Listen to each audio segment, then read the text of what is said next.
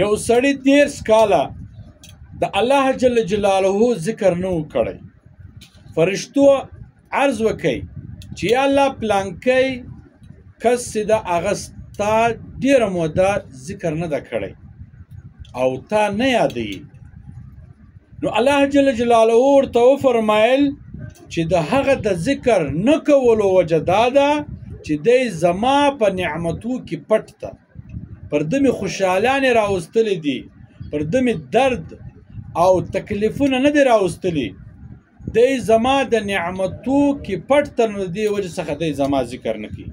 که چیرې زما له طرفه څخه دته یو مصیبت راسي نو دی به فوراً ما یادوي.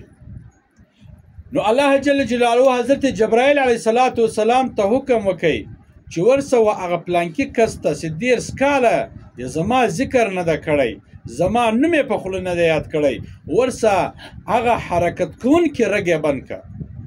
کله چې حضرت جبرائیل علیه السلام هغه کس ته رالی رګ یې وربند کړي نو دی فوراً ولاړ سو، ویې ویل یا ربي یا ربي یا الله یا الله.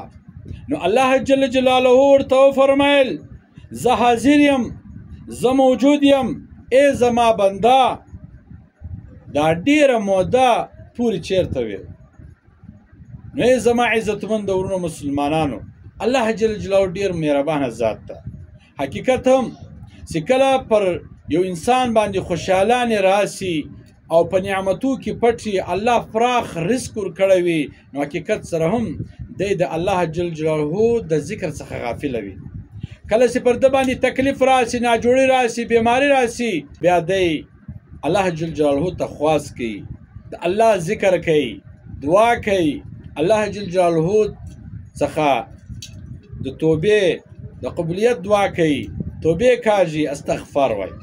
نو ای زما عزتمند ورونو مسلمانانو، باید موږ او تاسې په خوشحالي کې او په داسې وخت کې چې الله موږ تاسو ته نعمتونه راکړي دي، فی الحال روغ رمټ یو، په ځواني یو، نو باید موږ تاسې د الله جل جلاله ذکر وکړو، د الله عبادت وکړو.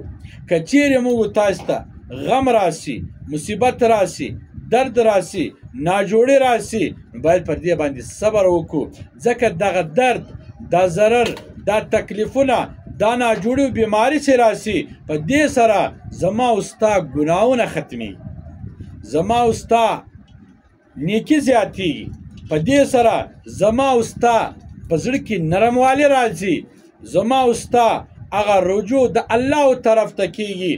په دې سره ما او تا د الله ذکر شروع کړو.